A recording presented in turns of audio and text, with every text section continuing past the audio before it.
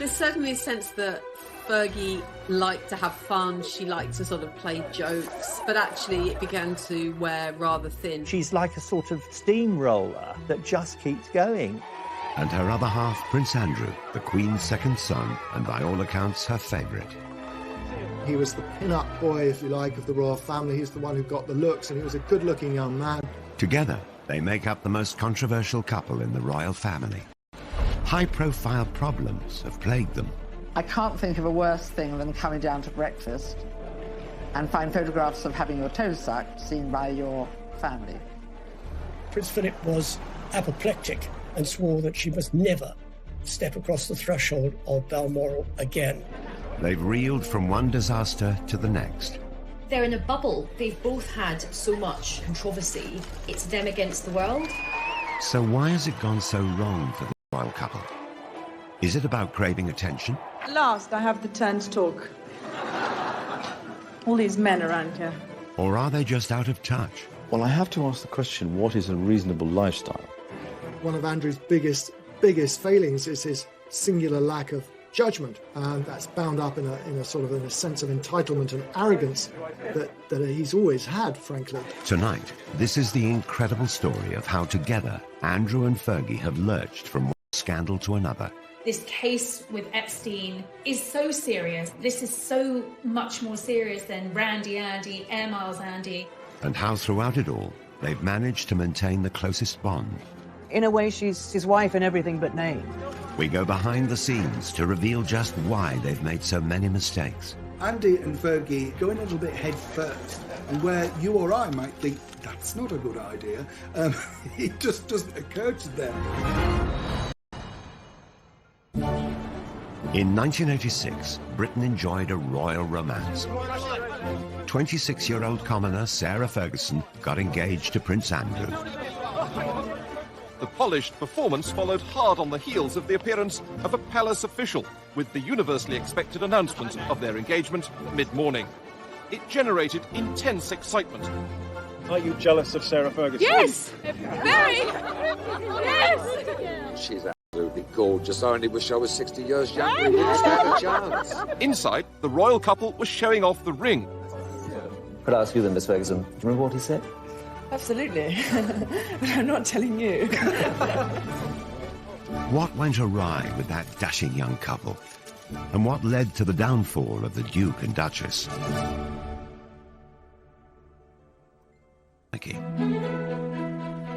Her father, Major Ron, was polo manager, initially to the Duke of Edinburgh and later Charles.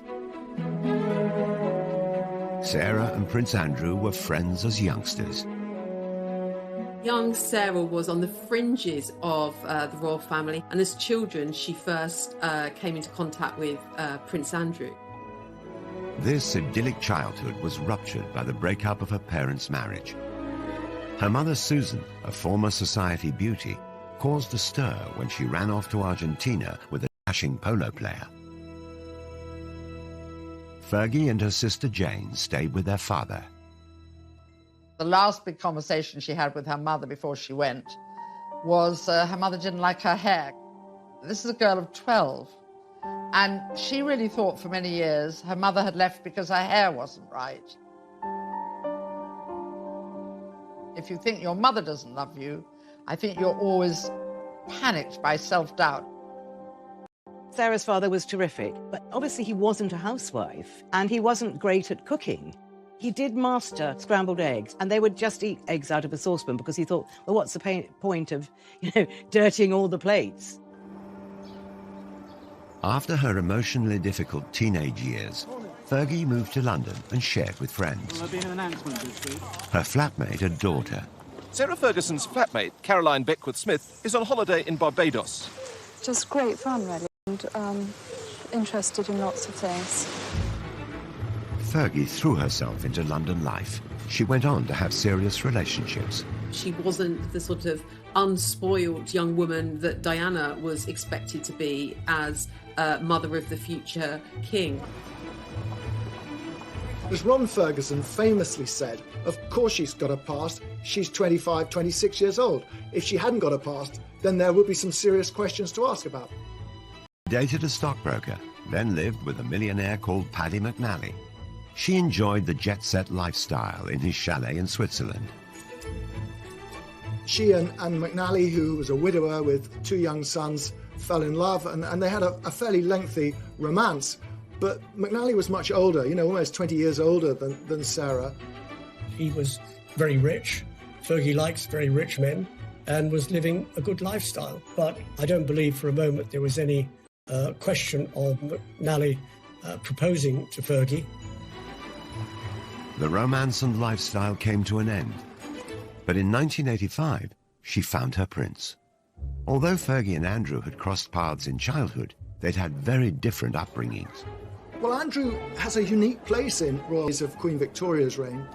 She and Andrew had a very close relationship. He's constantly described as the Queen's favourite son. They are extremely close, and in a way closer than Charles and Anne ever were. He was spoilt, and Andrew was pretty assured of himself. He knew what he wanted, and he made sure that he got it. He had the looks, he had the physique, and you either liked him or you didn't like him. I think a lot of people didn't like him. If some of his fellow pupils didn't like him, the same couldn't be said of women. Prince Andrew had already been christened with a number of nicknames regarding his life. Randy Andy is the best known. The Prince has a practiced eye for the ladies, and his romantic adventures have been well publicised. The gossip columns make no mention of a serious romance at the moment, possibly because the list of temporary romances is so long. Andrew had served as a Navy helicopter pilot during the Falklands War, then later moved to HMS Brazen. His helicopter is a Lynx, which he's nicknamed the Hussy, as in the Brazen Hussy. He was one of the country's most eligible bachelors. Here was our hero wartime prince who came back from the Falklands, dashing and handsome with a rose clenched between his teeth. He was incredibly good-looking in his youth, and he was very popular with women, and he had an eye for women. The organisers of the sports display hadn't forgotten the prince's reputation with the girls. 12 of the most shapely danced before him, and the prince's face said the rest. Prince Andrew had had a rather checkered love life. He'd been in a relationship for a long time with Koo Stark, the American actress. Koo was an absolutely beautiful young woman, very much in love with Andrew, but she wasn't going to fit the bill for a royal bride. Although there had been rumours of marriage, the couple split. He was 26, he was at an age where the Queen really wanted to see him start thinking about settling down, and Sarah came into his life at just the right time. In 1985, Fergie appeared on the dashing prince's horizon, and the matchmaker was none other than Princess Diana. Diana and Fergie had met when they were younger, and Diana actually wanted Fergie to be her lady-in-waiting, but she was turned down, as she said, by the men in grey. So Diana thought, OK, I will get my own back. Ascot was coming around. Diana suggested that Fergie join the royal party, and Andrew met her, and they clicked right away. It was a fast match, a pretty quick romance. It was clear they would not be a traditional royal couple.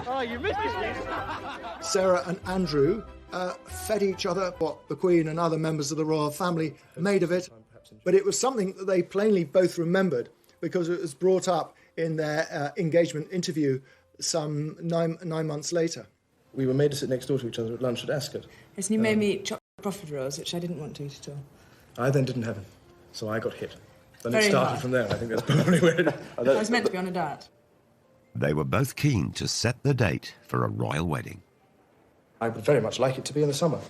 And so would Sarah. Sarah more so, because I think that... Get on with it. Get on with it and get it out of the way.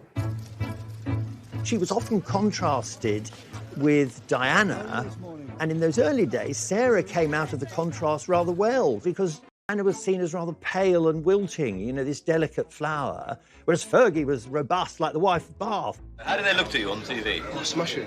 Really relaxed. I think they did really well. I hope it goes as well as they did for Di and Charles. Sarah Ferguson was going to be a Navy wife, and as she was from a military family background, it seemed a perfect match. The Queen approved of her favourite son's choice of bride. Westminster Abbey, the focus attention tomorrow, and where today the more intrepid spectators have already staked out their patches to get a good view. On a hot July day in 1986, the country celebrated.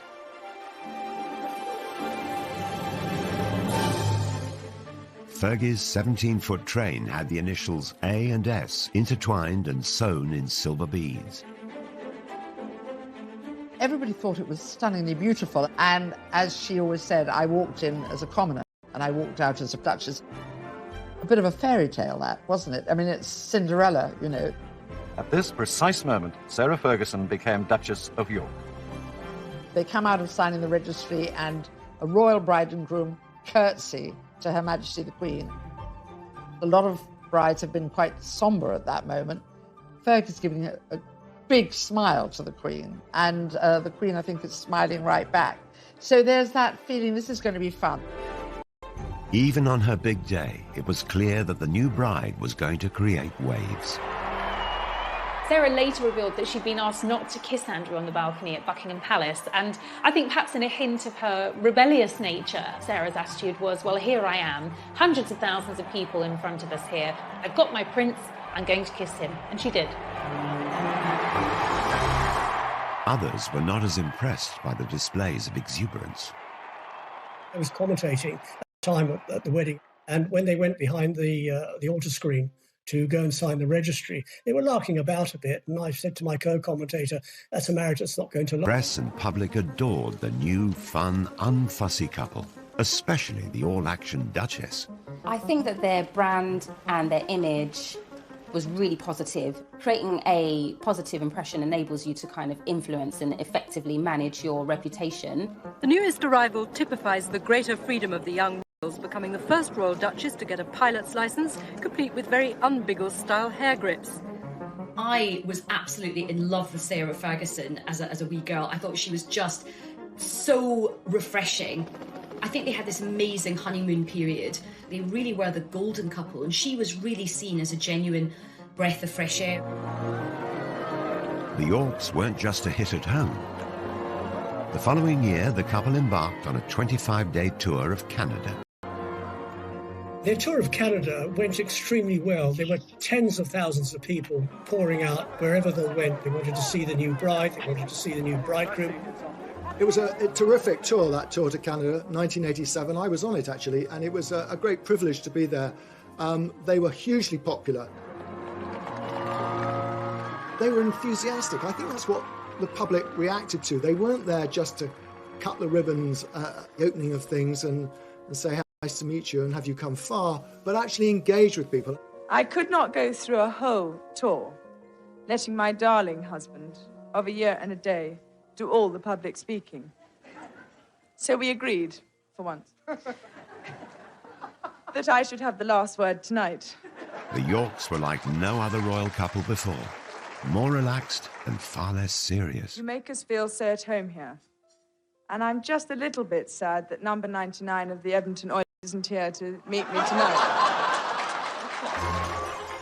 But the fun times did not last long. Stormy waters soon appeared for the Navy wife and the handsome prince. She was a very passionate woman, and, you know, within months, weeks of marrying, she found her husband was away all the time. And Fergie's desire for attention started to grate with the public. All that her natural charm that had been celebrated initially began suddenly to be seen as rather unsophisticated and inappropriate.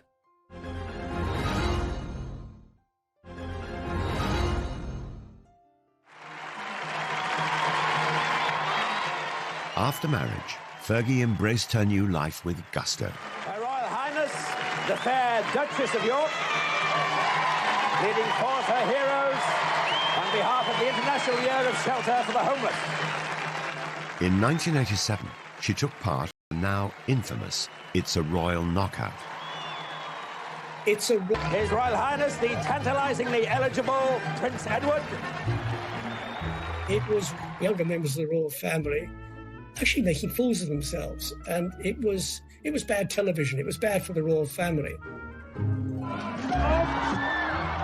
A one-off charity event organised by Prince Edward, it was hosted on the lakeside lawn at Alton Towers. Fergie and Andrew had their own team. Basically, we're the best. We're the best blue bandits there are. And they were with, I remember, Pamela Stephenson, who was a big comedy actress at the time. And it was just crazy. They were rushing all over the place in these sort of medieval costumes, and Fergie was really over the top, sort of shouting and yelling. It was just very, very undignified. Okay, it's Meatloaf's coming in. That really was the beginning of the time, I think, when the public began to question Fergie and what she was getting out of royalty rather than what she was putting into it. Like many others of the time, she was mocked mercilessly on the satirical puppet show Spitting Image. Oh, do get a move on, Lurgy, you old slag. It's been well over an hour. I know, sausage, but I'm putting on my makeup. Very much heightened some of the tropes about her. So, you know, they made her hair very, very red, and they really accentuated her freckles. And they also, rather cruelly, made a big issue about her weight. Get your royal T-shirts here. 4 sizes, small, medium, large and Fergie. If you're Sarah Ferguson watching that, you are going to feel a sting of pain. Come on then, come on, let's. The Duchess was struggling to adjust to her new royal life. She was vulnerable, and it didn't help that there were cruel comparisons in the press to her elegant and beautiful sister-in-law, Diana. Sarah's always had a weight problem. It goes up and down with monotonous regularity, and the media always drawing comparisons between Fergie and Diana. Diana looking very sort of slim, beautiful. Fergie not looking so slim, not looking so beautiful. Very difficult and very unfair. As the media coverage turned negative, Fergie found herself getting flack from all sides. She came in for some criticism for liking the product too much. This barrel's for me. Come on, baby. The honeymoon was over. Royal Yacht Britannia, Royal Yacht Britannia. We wish to welcome you to the port of Long Beach, Los Angeles, on behalf of the entire group here. In 1988, the couple visited California. Hollywood loved them. Your Royal Highness. But the UK press didn't. The previous Canadian tour had been a triumph, but this trip was branded tacky and excessive. They felt she was trying just a bit too hard. The USA tour was really still the same Sarah and still the same Andrew, but there was a slightly brash thing. I mean, I remember she was wearing an outfit one day and she said, check the back of the hair. On the tour of America, she was too loud. She was perceived as being not what a royal should be. And I think the damage done on that tour to her reputation dogged her ever since. Cream cakes and I don't see eye to eye. Really? I'm savoury. I'm sausages. Oh, sausages? Yeah, The Duke and Duchess were 20 minutes late because when they left the yacht, the Duchess's hat blew off. And on this day, the hat was particularly important. Again, Fergie's confidence and lack of inhibition of protocol made headlines. At last, I have the turn to talk. She confidently dealt with a heckler. All these men around here. There was one occasion at a dinner, there was one particular senator, and he'd probably had one too many drinks, and he kept on calling out, "We love you, Fergie, we love you, Fergie." Love you! And she just sort of retorted, I'll see you later. The British media thought it was the wrong thing to do. It was the wrong sort of reaction. I think she handled it particularly well. What is it? If Sarah Ferguson's quip didn't win over the stuffy press, then her over-familiarity with them didn't help her cause either. At a swish reception, she divulged intimate details about her clothes. For that tour, she was head to toe in French couture, and joked to the press there that she was wearing Marks and Spencer's knickers. This is not what you're expecting the Duchess of York to say. And remember, the previous Duchess of York had been the Queen Mother. So you're talking about a changing view of the royal family. You're talking about the country changing. They want them to be up on a pedestal, but then when they say something like that, they think, oh, you've slipped down from the pedestal. Back home, the continuing attention-seeking gaffes didn't go down well, and the press began to worry Fergie was somehow leading Diana astray. There's certainly a sense that Fergie liked to have fun. She liked to sort of play jokes. But actually it began to wear rather thin, and she was seen increasingly as a bad, unsophisticated influence on Diana and Prince Andrew, and something of a loose cannon.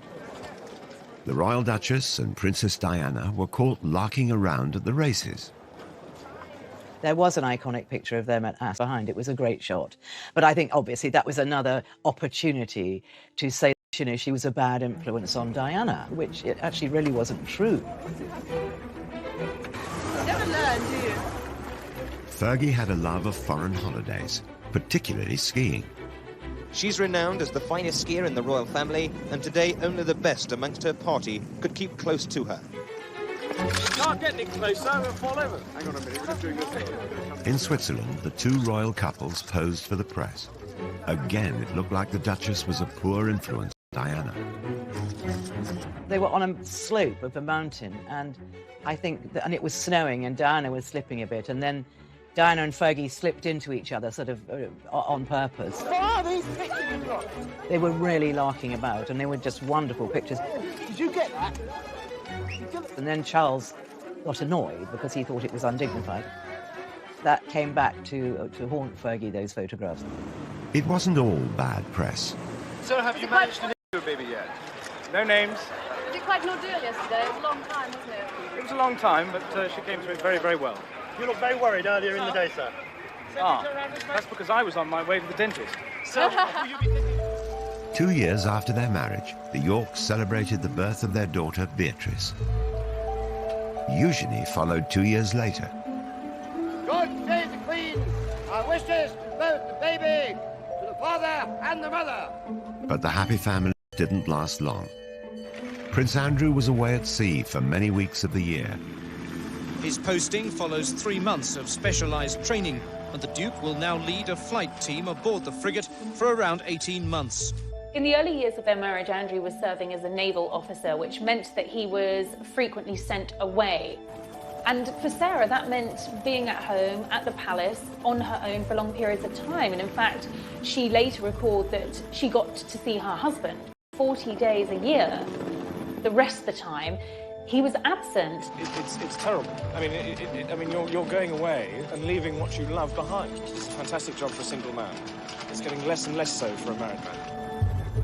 The new mother was lonely and lacking support. In 1992, private photos surfaced. A cleaner found a set of holiday snaps showing the Duchess and her 2 children with a Texan, Steve Wyatt. Wyatt was handsome and attentive. The pictures had been taken some 2 years previously. There's a picture of Steve Wyatt, and then there's Beatrice, who's just got bathers on, and they're obviously somewhere hot, and suddenly people think, who is this man? And so then the stories start. Eve Pollard, a tabloid editor at the time, was contacted by a mutual friend of the Duchess. A very old friend of ours rang us up. He said, I wonder if you could come and give a friend of mine a bit of advice. So we turned up in his lovely studio in Mayfair, and there she was. We tried to say, you know, you've just got to be careful about any photographs. If you go out with anybody while your husband's away, it should be a crowd. And she was, at that time, I have to say, very, very unhappy about the fact that she was alone. Gossip of affairs circulated in society circles for months. She was also getting a lot of flack from the royal household for behaving, as they saw it, inappropriately. So everything was mounting up against her, and I don't think Andrew was there to really back her up. And then along comes Steve Wyatt. It was the beginning of the end for Fergie and Andrew. The announcement that the Duchess of York had initiated discussions about a separation from her husband came as she arrived to pick up their daughter from school. In March 1992, the couple split. Fergie was soon spotted with another American, John Bryan, a friend of Wyatt's and her financial advisor. Soon, rumours of scandalous pictures of them together surfaced, and the photos were being touted around Fleet Street. The night before publication, I to see Brian. I sort of laid down these pictures, and there was a great intake of breath. Oh God. And he immediately went off into the bathroom, shut the door, and even though the door was locked, I could hear he was calling Sarah in Scotland and telling her that it was worse, far worse than he thought. He obviously was a little bit more than a financial advisor, as we saw from those photographs taken in the south of France with him sucking her toes. Whether he was looking at her toes as a new form of abacus or calculator remains to be seen. But it was the sort of nail in the coffin when it came to Fergie and Andrew's marriage. It was a sellout scoop for the Daily Mirror. 300,000 extra copies were printed, and as the public snapped them up, the newspaper was unrepentant. Unfortunately for Sarah Ferguson, she was staying with her in-laws at Balmoral. The papers were all laid out for breakfast. Sarah took one look around the dining room and thought, "No, but for the grace of God, go the lot of you. I'm going." So she went back upstairs. And obviously she had to see the Queen. And the Queen, remember, these two are fairly close, and the Queen was furious with her, just furious. She fled the castle and the press. No longer the luxury or privilege of an aircraft of the Queen's flight, for the Duchess just an ordinary scheduled flight to Heathrow. It spelled the end of Fergie's life as a royal, and that was absolutely devastating for her. It was never how she had expected things to turn out. The most important thing for me at the moment is to keep a low profile, work hard, and make sure that I continue to find cures and to help people as much as possible. With no wealthy husband, how was she going to live? The debt soon racked up. I wouldn't say she'd go anywhere for a hot meal, but she was prepared to put her name to all sorts of things which royals hadn't done. She needed money fast. I tend to attract a bit of attention. Her solution for bringing in the cash Cheers. was a flashy one.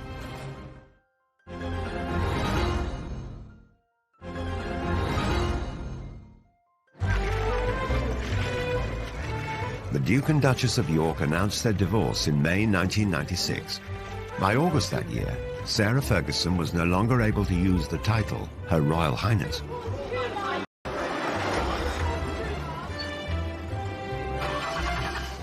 She found it awkward to adjust to a modest lifestyle. Living beyond her means quickly got her into financial difficulty. You know, she's cast out of the royal family. She doesn't just divorce Andrew, she divorces the whole of the royal family. I remember Diana saying to me that, you know, Fergie didn't get that much. You know, she really didn't. And that's why she had to work so hard. And she had to keep coming up with new ideas. In typical fashion, she made light of the negative press. It really bugs me that every day I have to read that I'm a millionaire 3 times over. Cool, I tell you. When her marriage broke down, her overdraft was said to have been £200,000, allegedly paid off under a separation settlement, which also involved Prince Andrew taking financial responsibility for their children, Beatrice and Eugenie. The news reports varied. At first, she said the royals gave her no financial support at all. Then she admitted to receiving £15,000 a year. It was then reported that the divorce settlement from Prince Andrew was worth several £1 million. Later, it seemed to emerge that actually she had a settlement around sort of £3 million. So I think it's likely that the divorce settlement was much more favourable than perhaps Fergie initially suggested. We've never known the full details, but we think she was meant to get money to buy a home, but I think probably she was so much in debt by then she just used the money to pay off her debt. That's what I understand. Sarah Ferguson's debts stood at around £1 million. Just over a year later, her debts were reported to be in the region of £4 million. She had no concept of money coming in as opposed to money going out. About £300,000 went on her staff costs. £150,000 she would spend in a year on gift. She travelled a lot. Those were expensive costs. The simple fact was that she spent more than she had, and she rapidly got into serious debt. I think that's the story of her life, really. She just is a very free spender and very, very generous. But if you're like that, you know, you do get into financial trouble unless you're earning millions all the time. Sarah did have money problems. That was well advertised everywhere, and she wasn't ashamed of that. You know, got up out of bed and thought, right, I've got to make some money here. Fergie tried to earn a living. She knew she had cachet as a former royal. She also knew the best place to sell herself. She attempted to rebrand herself in the United States. I'm so unconventional that instead of serving tea, I serve ocean spray granule juice drink. She made this series of cranberry juice commercials for American TV and is said to have pocketed $500,000. It has a distinctive taste that gives you a real zing. No wonder you Americans threw that tea into the harbour. The Americans, God bless them, they love people with titles. If you're a lord, well, yeah, you're pretty good. But if you're a duchess, wow, you sort of hit the jackpot. She'd been married to the son of the Queen and was prepared to endorse brands. So for PR companies in the States, their Christmases had come early. They saw her as this really feisty pioneer woman. You know, she was really brave to carry on and go and make her own money. They loved that. Sarah Ferguson also teamed up with Weight Watchers, which was publicised through another set of glamorous TV commercials. It's the hardest thing in the world, staying on a diet. While no one knows what Fergie earned, during their 11-year association, she lost 50 pounds in weight. I think it probably connected with a lot of women because when you're a princess or a commoner, we know how painful it is when people make cruel jibes about our appearance. Fergie also signed endorsement deals with cosmetic companies and makers of fine tableware. She was a spokesperson for Waterford, you know, china and ceramics. She was a spokesperson for Avon makeup. Brands wanted access to Sarah's royal connections and the kudos that would bring to their brands. So she was hot ticket. She was really in demand. Fergie was a success in America. She was a duchess in debt, but tomorrow Sarah Ferguson will announce she's close to paying off her overdraft with Coutts Bank, around £4 million of it. Then, in 1998, Fergie landed a plum guest role in one of America's most successful sitcoms, Friends. The fourth season finale of the worldwide TV show was watched by 20 million viewers in America and nearly 7 million in the UK.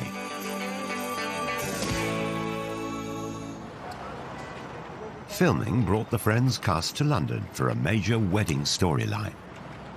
The character Joey photographed Chandler outside Westminster Abbey. Then who should turn up among the stars but the Duchess of York? They may call it a bit part in the business, but she could have been paid as much as £900 for an hour's performance. Jay says you don't really like his hat, but I think it's kind of dashing.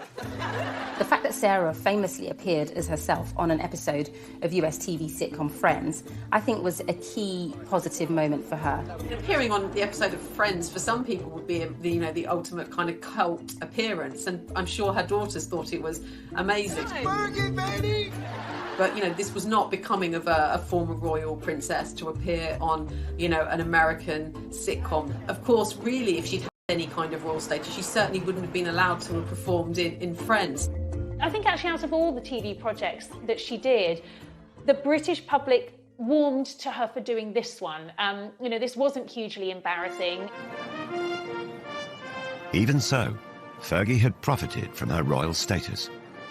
The royals put their names to organisations and charities. Sarah was using it to make money, which upset the royals terribly. Making money from her royal status was one thing, but Fergie went a step further and cashed in on the story of her royal private life. The fact that she went out into the commercial world, as long as she wasn't besmirching the royal family, wasn't trading on secrets and telling stories out of school, that they had to live with it. But as soon as you start sort of saying things that patently aren't true, then that is upsetting. Sarah Ferguson published her autobiography, My Story, in 1996. She told the world that she'd been made to feel unwelcome in Buckingham Palace and revealed secrets about the breakdown of her marriage to Prince Andrew. The Queen is said to have been particularly displeased, as is Princess Margaret and Prince Philip. So the real big guns in the royal family are really, really upset by all of this. A new book meant a promotional tour, and Fergie was back off to America. You're sitting in the palace and you felt a sense of hatred for yourself. That doesn't compute in our Princess Cinderella Duchess mind. You understand? Okay, so that is the fairy tale. That is the fairy tale. But then comes the realism that you actually you didn't marry to get the fairy tale. You married a man. You fell in love and you married the man, and then you've got to come to terms with the fairy tale. Now, there was a certain amount of sympathy for her in the United States. Poor Fergie, whinging about how she was badly treated at Buckingham Palace, which is a bit rich, but Buckingham Palace weren't going to react to that. So when you moved into the palace, were you surprised? I mean, the way you described your little, as you describe it in the book, I'm thinking it's a little dark room down the hall at Buckingham Palace. Yes, it's on the second floor. It's all burgundy and very dark. And the light bulbs are only 30 amps, so they don't put any light. Not only was she cashing in on her own royal status, she was lifting the lid on being inside the royal family, letting the public in, and that's a big no-no. Despite selling her royal secrets, Fergie remained on good terms with Prince Andrew. His active service in the Navy was coming to an end, and a new, controversial chapter in his life was about to start. Since 1997, he's worked in London for the Navy's diplomacy unit. Now that he's on Civvy Street, Andrew is going to be a roving ambassador promoting British trade overseas. Fergie's ongoing quest to make money played out in the media. But there were more PR disasters on the horizon, and this time, a scandal of epic proportions. She'd done something very, very stupid. I think she really had to lay her soul bare in order to sort of exonerate herself from what she'd done.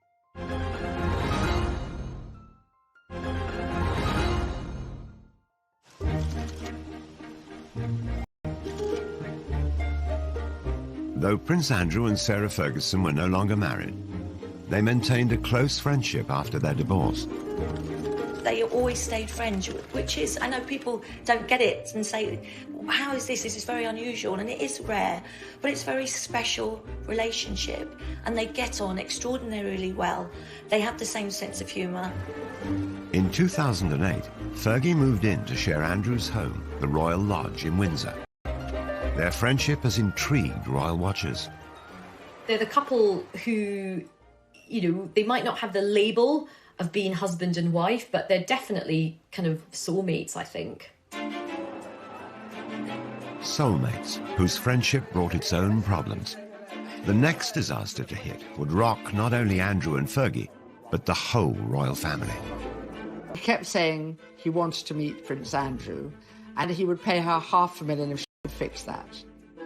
Posing as an Arab businessman, Mahmoud had played out hundreds of undercover stings on high-profile personalities since the early 90s.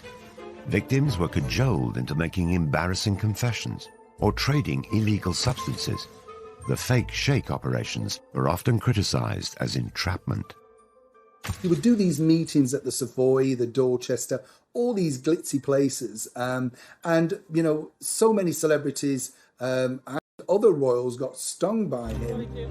Fergie was likely targeted because of her well-publicized money problems and her friendship with her ex-husband. By 2010, Prince Andrew had retired from his successful naval career and had a new role as a special trade envoy for Britain. Okay, of course. So you 500,000 in. Yeah, but that's in wire transfer. That's through wire transfer. I mean, obviously. The News of the World set up a sting to secretly record Fergie. Despite the grainy and low-quality footage, she can be heard offering access to Prince Andrew. It's £500,000 when you can, to me. Open doors. Big Prince Andrew. Yeah. Is that a deal? Yeah. What she was proposing and what she was saying she could do, and using Prince Andrew basically to shake down some money from a man who she thought was a very rich foreign investor, but in fact was an undercover journalist. It's one thing to be, trading off the fact or the fact that you had once been a member of the royal family, but what is not really appropriate is the fact that you're no longer a member of the royal family, that your ex-husband has a sort of governmental ambassadorial role, and you're offering access for huge amounts of cash. Prince Andrew knew absolutely nothing about what was going on. This is something that Fergie had arranged all by herself and was going to presented as a fait accompli. But, you don't sell a member of the royal family for cash. But the fake sheikh had caught far worse on camera. After agreeing she would be paid a £500,000 fee by wire transfer, Fergie was seen accepting a cash deposit of just under £30,000. She left the ill-fated rendezvous with the suitcase containing the cash. She'll give it back, but her reputation is in tatters. When you looked at it, she was obviously distressed, she was smoking, she was drinking, and he was there with this sort of suitcase of money. I think out of all of the embarrassing deals, this was the most serious. Andrew had no option but to completely distance himself from this. It was very embarrassing for the royal family. In 2016, the fake sheikh was himself exposed as a law for evidence. Did you lie to get a front-page headline? What do you say to that, Mr. Mahmood? What's your reaction? Mahmoud was convicted and sentenced to 15 months in prison. But his sting on Fergie had done its damage.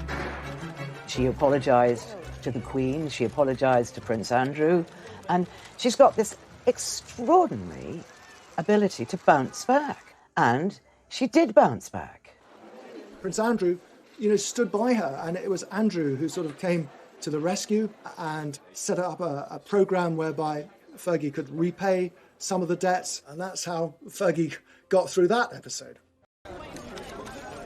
Fergie made a public apology. Fergie had to try and defend herself, and in typical Fergie fashion, she went onto the networks to do it. She went onto the Oprah Winfrey Show and reflected with Oprah on what had happened.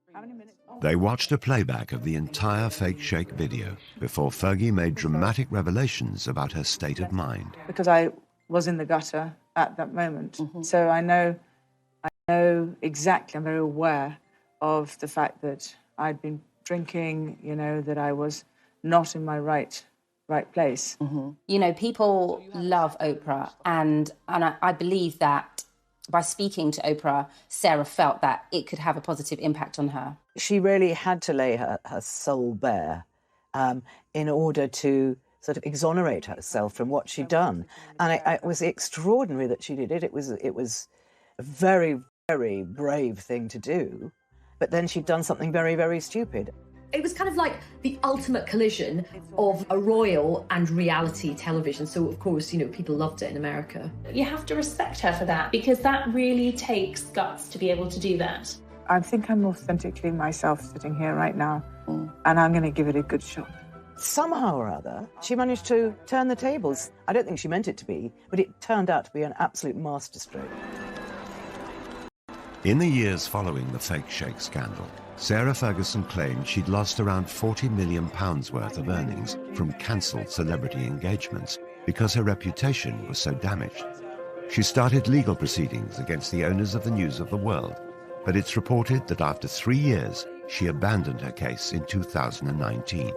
It's unfortunate that she was caught in a sting, but not the first one to be caught in a sting, and certainly probably won't be the last one. She realised very quickly that she was up against some serious legal opposition, and that if it went against her, the costs could have run higher and higher. So sensibly, she dropped the case. Ferguson was still close to Prince Andrew, each still supportive of the other. They were so close that some royal watchers believe a reunion could be on the cards. I think Sarah and Andrew are together as a couple. I just don't think they could be apart from each other. And I do see them getting married again. I really do.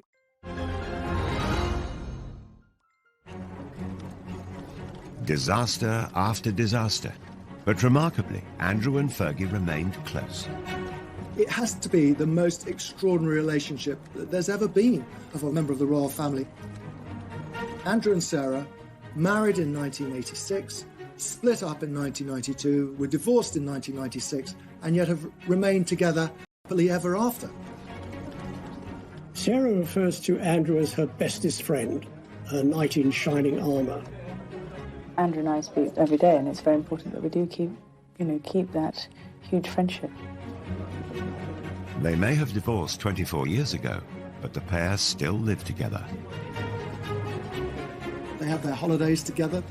They have a home they bought together in Switzerland, a skiing lodge. And in fact, they now spend most of their time together. It is interesting that neither of them have really found anyone else since their divorce. And I think even though they're not formally married, I think they kind of are together, like in an emotional sense. Their intertwined lives have raised many questions about their relationship. There are constant rumours and endless speculation about the possibility of them one day remarrying. And I think largely fuelled by the pair of them speaking so openly and fondly about each other. No, we're not married, and, you know, we're very happy with the way things are. Nothing going on there. Carl? I don't know. No, I mean, as people have if. needs. Really? I think Sarah and Andrew are together as a couple. And I do see them getting married again. I really do. But Fergie has repeatedly embarrassed the royal family. So could she ever be accepted back? Fergie did upset a lot of people. I mean, chiefly among them, I would say, Prince Philip. You know, nothing would ever happen while the Duke of Edinburgh is still alive. Such is the grudge that he still bears against Sarah. Fergie may never be able to win over her former father-in-law, but it does appear that the Queen is slowly welcoming Fergie back into the royal fold. Queen still has a soft spot for Fergie, and very occasionally Fergie's invited up to Balmoral. After the Duchess was excluded from William and Kate's wedding, a sign of acceptance was the invitation to Harry and Meghan's. She was ousted for a long time, and I think she found that very sad. Regardless of their marital status, the Yorks continue to present themselves as a family unit. The Prince, Fergie, and the two princesses, and all four attract ridicule. How do I look? Like a puppet of the bourgeois oppressors? Perfect. See you later. I mean, Beatrice's hat, which was unusual, was compared from everything from a loo seat to a pretzel. Just like her mother, Beatrice shrugged off the ridicule and put the hat up for auction, raising £81,000 for charity. It's also been noted that the princesses have inherited their parents' love of the high life. Beatrice and Eugenie seem to spend an awful lot of time travelling at someone else's expense. Usually it often involves private planes or luxury boats. But they do both now have full-time jobs. Beatrice is a vice president for a software company in the States, and Eugenie has a senior position at an art gallery in Mayfair. They want to work. They don't want to be accused of being lazy or leeching off the taxpayer. Fergie and her daughters sought the attention. Prince Andrew, on the other hand, had grown up to simply expect it. He was a prince and wanted to be treated like one. On leaving the Navy in 2001, Prince Andrew took on a new role. He was given a pretty plum role. He was made a special representative for trade and investment, which essentially saw him travelling around the world representing Britain. At the beginning, it was all going very, very well. And people were quite interested all over the world, meeting the Queen's son. Where he fell down is that at the end of the day, when work was over, he went off to play. But you don't play at the taxpayer's expense. It was noted that his trips abroad, supposedly on government business, seemed to go via ski slopes, top golf courses, and other exotic locations. He wasn't called Air Miles Andy for nothing. You know, this is the man who saw fit to take a helicopter ride from Windsor to Kent to play golf at a cost of £5,000 to the taxpayers. The Duke's travel expenses were £4 million during his decade in the role, and his security costs another £10 million. What is an extravagant lifestyle? Travelling by private jet, using helicopters when you could take a train. But it is again, it is the maximisation of my time for the best value for money, and that's the way that... Terrible publicity for the Yorks. Once again, they appeared to shame the royal family. He can't sort of, like his wife, he can't step outside himself and say, how does this look? It did seem to become a little convoluted between what was for Britain and what was for Andrew. Prince Andrew was plagued with controversy. 2007, the Duke and Duchess of York's marital home, Sunninghill Park, was sold. It had been a gift from the Queen, and the unusual circumstances surrounding the sale prompted further criticism about Andrew's business dealings.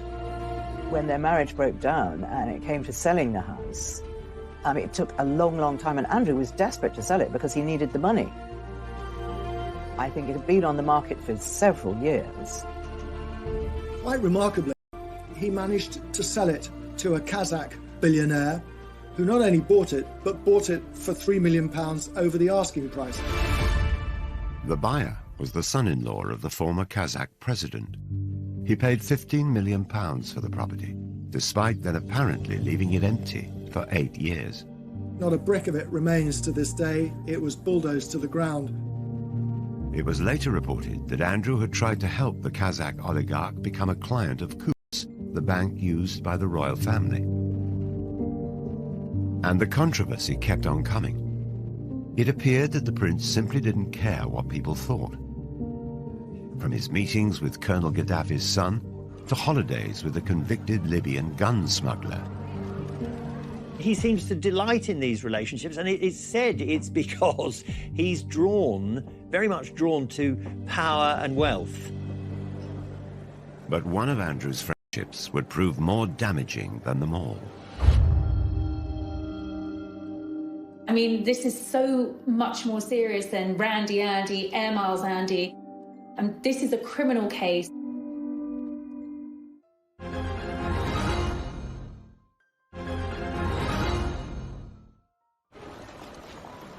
For over a decade, Prince Andrew has been engulfed in the biggest controversy of his royal life, a life that's been beset with scandals. He met Jeffrey Epstein around about 1999 through Ghislaine Maxwell, whom he'd known for years. Ghislaine was a girlfriend of Jeffrey Epstein. Epstein was very, very anxious to have somebody like Andrew as his friend because, you know, he's got a real-life prince. And it gave him so much kudos. I think around about 2000, he went to St. James's in the British Virgin Islands on Epstein's private jet and had made several trips. The high life was what attracted him to Ghislaine Maxwell, and he invited her to parties at the palace. He invited her shooting at Sandringham, always with Epstein in tow. 2 months before Epstein attended Princess Beatrice's 18th birthday party, a warrant was issued for him over the sexual assault of a minor. The fact that he'd invited Epstein to Sandringham, he invited Epstein to Windsor Castle as a guest of the Queen, says a lot for the man's judgment. Epstein served 13 months in prison for soliciting an underage girl for prostitution. 2 years later, in 2010, Prince Andrew was photographed walking with him in Central Park during a 4-night stay at his New York mansion. He claimed that he went over there to say that they could no longer be friends. Well, what's wrong with email? What's wrong with a telephone call? It was also revealed that Sarah Ferguson had accepted a loan from Epstein. The Duchess quickly admitted her mistake, stating, "I have made another huge error in my life in order to get debt-free." The story exploded. Prince Andrew was accused of sexual misconduct. It was a wicked time in my life. It was a really scary time in my life. I had just been abused by a member of a royal family. She alleges that she was forced to sleep with Prince Andrew when she was underage. Very serious allegation. It's one which Prince Andrew denies. Epstein committed suicide in jail in 2019. Prince Andrew has strongly denied the accusations made against him, and he made a rare and very controversial interview from inside Buckingham Palace. Do you regret the whole friendship with Epstein? Now, still not. And the reason being is that the people that I met and the opportunities that I was given to learn, either by him or because of him, were actually very useful. The fact that, as reported, that he said to the Queen that it had gone well gives a very clear indication of the man's poor lack of judgment. Prince Andrew's interview was widely criticised. This was one disaster too many. Days after after the interview, Andrew stepped down from royal duties. There have been many ups and downs for Sarah and for Andrew, but for the Duke of York to essentially be forced into an early retirement, to step down as a senior royal, is a sign of just how serious this is. He can't do any charities. Virtually everyone who had anything to do with him has now... Statement saying the Duke of York expressed regret for his ill-judged association with Jeffrey Epstein. But the story just won't go away. This week, former Epstein associate Ghislaine Maxwell was arrested. She denies the charges against her and any wrongdoing. American authorities have made a formal request for Prince Andrew to speak to them as part of their inquiries. They claim previous requests for help have been repeatedly declined, whilst Andrew's lawyers say his offers of help were effectively rejected. There are clearly questions that need to be answered, and we have yet to see whether the Duke is going to cooperate. There are precious few people standing by him, I have to say. As time goes on, more and more of Andrew's support has sort of melted away, but there is one solid support, and it's Sarah. Sarah Ferguson has defended her ex-husband in television interviews, newspaper articles, and on her social media. It is just shockingly accusatory lies, which I won't stand by and let anybody believe, or I just have to shut it down right now. She knows she's going to get a lot of criticism for standing by Andrew at the moment, but that's what she does. She's so loyal, and she'll do anything to protect her family. Andrew stood by Sarah when she was in trouble. He was remarkably patient, and she is now standing by him. I think they're in a bubble. I think they've both had so much controversy. It's them against the world. When you grow up in the royal family, especially Andrew, who was spoiled by his mother, Charles is much more sensitive, much more aware and worried about how he appears to the public. Andrew was cosseted. He was the favourite son, and the Queen brought him up to think he could do no wrong. Surrounded by controversy, the future of the couple is uncertain. One of the side effects of Andrew's standing down from royal life is that he instantly lost a means of earning a living. And all the indications are he will never come back as a working royal. But if anyone can bounce back, it's surely Fergie. Again and again, she's experienced humiliation. The one thing that Sarah won't lose is that capacity to surprise all of us.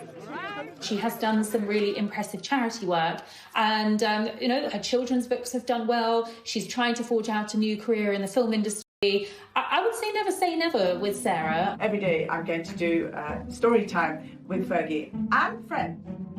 Fergie now has another project. She's been reading stories for children online during the coronavirus lockdown. Let's get a bit of magic going here, shall we? She's being really personable. For Andrew, his future might rest more on his ex-wife than he could ever have imagined. Only recently there was a picture on social media of himself and Fergie packing together lunches to deliver to local nurses and stuff. So he's trying to do some good. But again, whatever you put up in this situation is ridiculed.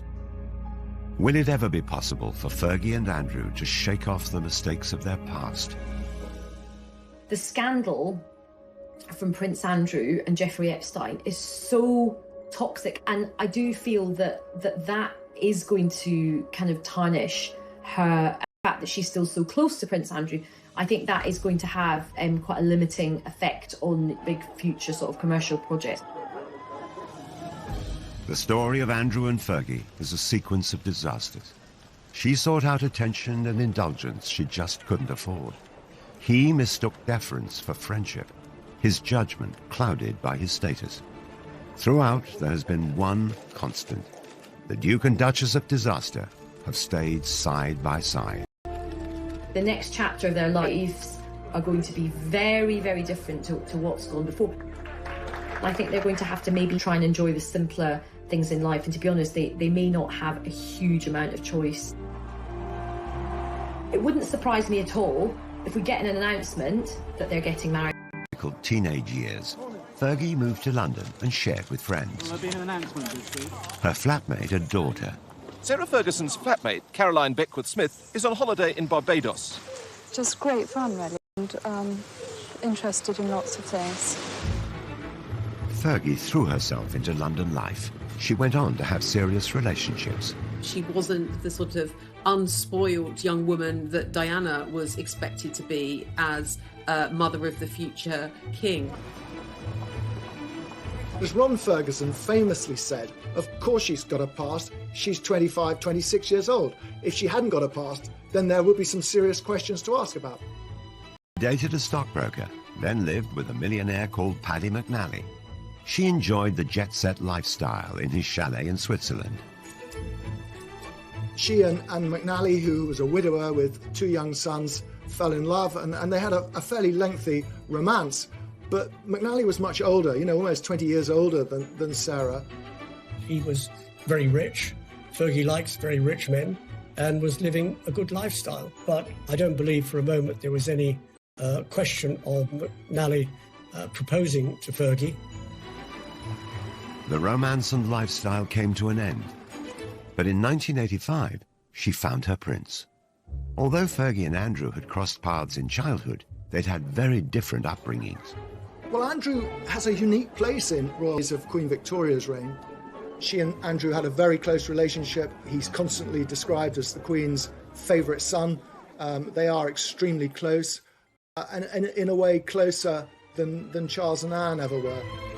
He was spoilt, and Andrew was pretty assured of himself. He knew what he wanted, and he made sure that he got it. He had the looks, he had the physique, and you either liked him or you didn't like him. I think a lot of people didn't like him. If some of his fellow pupils didn't like him, the same couldn't be said of women. Prince Andrew had already been christened with a number of nicknames regarding his life. Randy Andy is the best known. The prince has a practiced eye for the ladies, and his romantic adventures have been well publicized. The gossip columns make no mention of a serious romance at the moment, possibly because the list of temporary romances is so long. Andrew had served as a Navy helicopter pilot during the Falklands War, then later moved to HMS Brazen. His helicopter is a Lynx, which he's nicknamed the Hussy, as in the Brazen Hussy. He was one of the country's most eligible bachelors. Here was our hero wartime prince who came back from the Falklands, dashing and handsome with a rose clenched between his teeth. He was incredibly good looking in his youth, and he was very popular with women, and he had an eye for women. The organisers of the sports display hadn't forgotten the prince's reputation with the girls. 12 of the most shapely danced before him, and the prince's face said the rest. Prince Andrew had had a rather checkered love life. He'd been in a relationship for a long time with Koo Stark, the American actress. Koo was an absolutely beautiful young woman, very much in love with Andrew, but she wasn't going to fit the bill for a royal bride. Although there had been rumours of marriage, the couple split. He was 26, he was at an age where the Queen really wanted to see him start thinking about settling down, and Sarah